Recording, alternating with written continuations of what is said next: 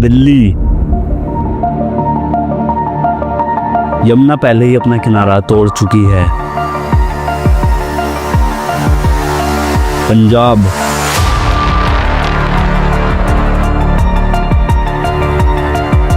1400 गांव, 5 लाख से ज्यादा लोग, किसान।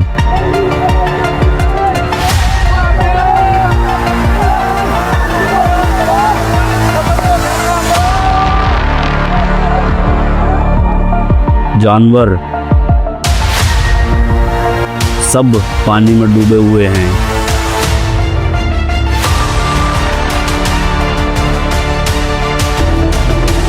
Turned into a season of death states, leaving behind forests swelling dangerously with water levels approaching. Punjab too is facing a severe flood crisis. At Harike Headworks in Taran, the water level remains dangerously high, with the Satluj River overflowing near Kavan Valley Bridge in Fazilka. Entire villages remain submerged, with over 1,000 villages and more than 61,000 hectares of farmland affected. इतना बड़ा system होने के बावजूद हमें इतनी problem क्यों face करनी पड़ती है? इंडिया दुनिया की सबसे बड़ी इकोनॉमीज में से एक है, पर तब भी एक बारिश, एक फ्लड एंड सब कुछ पानी में डूब जाता है।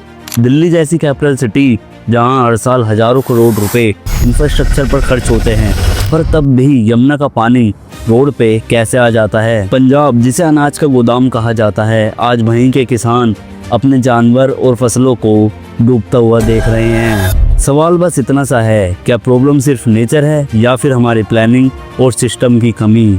नॉर्मली मॉनसून इंडिया में एक पैटर्न फॉलो करता है। क्लाउड्स बंगाल से आते हैं या अरेबियन सी से और धीरे धीरे पूरे नॉर्थ इंडिया में बारिश करते हैं। लेकिन इस साल हवाओं का सिस्टम उल्टा हो गया। बे ऑफ बंगाल और अरेबियन सी दोनों तरफ से क्लाउड भर गए और जब वो हिमालय से टकराए तो रिकॉर्ड तोड़ बारिश हुई। सोचो, जितना पानी एक महीने में गिरता है उतना 2-3 दिन में गिर गया। उत्तराखंड और हिमाचल के पहाड़ों से इतना पानी नीचे आया कि नदियां भर गई और यह सारा पानी प्लेन्स तक आ गया। और पंजाब एक बहुत बड़ा प्लेन एरिया है, मतलब सीधी जमीन, बिल्कुल फ्लैट। जब बारिश होती है या नदी अपना किनारा तोड़ती है तो पानी के पास कोई रास्ता नहीं होता। पहाड़ों में पानी नीचे गिर जाता है, लेकिन प्लेन्स में वो बस फैलता ही जाता है। इसलिए जब सतलेज, ब्यास और रवि रिवर्स ने अपना फ्लो तोड़ दिया तो वो पानी गांव के अंदर घुस गया और एक बार गांव के खेत पानी में डूब जाएं तो कई दिनों तक वो पानी में डूबे ही रहते हैं, क्योंकि प्लेन्स में ड्रेन होने का सिस्टम काफी कमजोर होता है। दिल्ली की कहानी भी अलग नहीं है। यमुना के किनारे पूरा शहर बसा हुआ है। जब हिमालय से पानी नीचे आया और ऊपर से डैम्स जैसे भाखड़ा और हथनीकुंड ने एक्स्ट्रा पानी छोड़ा तो यमुना का किनारा टूट गया। सोचो, एक जग भर पानी नाली में डालो तो नाली संभाल लेगी, लेकिन उसी नाली में एक बाल्टी पानी एक साथ डालो तो नाली टूट जाएगी। यही यमुना के साथ हुआ और सारा पानी दिल्ली के अंदर आ गया। पंजाब प्लेन्स में है और दिल्ली एक मेट्रो सिटी है। दोनों शहरों के पास एक प्रॉपर पानी निकालने का सिस्टम होना चाहिए था, लेकिन ग्राउंड रियलिटी ये है कि ना गांव के पास मजबूत बांध है, ना सिटीज के पास ड्रेनेज कैपेसिटी। जापान में भी टाइफून आते हैं, दिल्ली से कई गुना ज़्यादा बारिश होती है, पर उनके अंडरग्राउंड टनल्स, फ्लड गेट्स और ड्रेनेज चैनल इतने मजबूत हैं कि शहर कभी डूबता ही नहीं। हमें जापान जैसे देशों से कुछ सीखना चाहिए, पर हमने बेसिक इन्वेस्टमेंट ही नहीं किया। आज के टाइम पर सैटेलाइट और रेडार से बारिश का अंदाज़ा पहले ही लग जाता है। यूएस या यूरोप जैसे देशों में अगर फ्लड का डेंजर हो तो एक एक घर तक अलर्ट पहुंच जाता है, लोगों को पहले से इवैक्यूएट कर दिया जाता है। लेकिन हमारे यहाँ फोरकास्ट होने के बाद भी गांव के लोग तक टाइमली अलर्ट नहीं पहुंचता।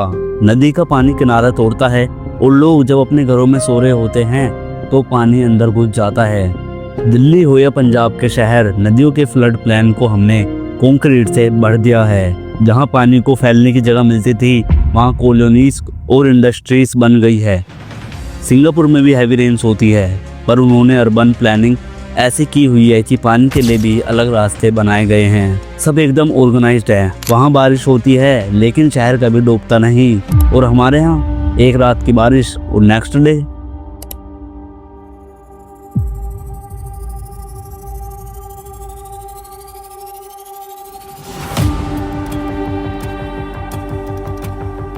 तो सवाल ये है, क्या ये सिर्फ एक फ्लड था या फिर हमारे सिस्टम की असली तस्वीर?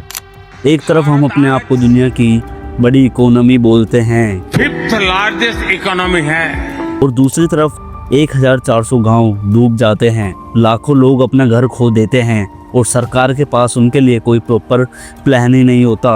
It's in your hands to change it. allow to rest potable water.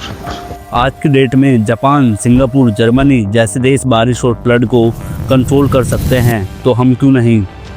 कब तक हर साल लोग सब कुछ गवाते रहेंगे और सिस्टम बस देखता रहेगा? ये सिर्फ दिल्ली और पंजाब की कहानी नहीं, बल्कि पूरे देश का कड़वा सच है।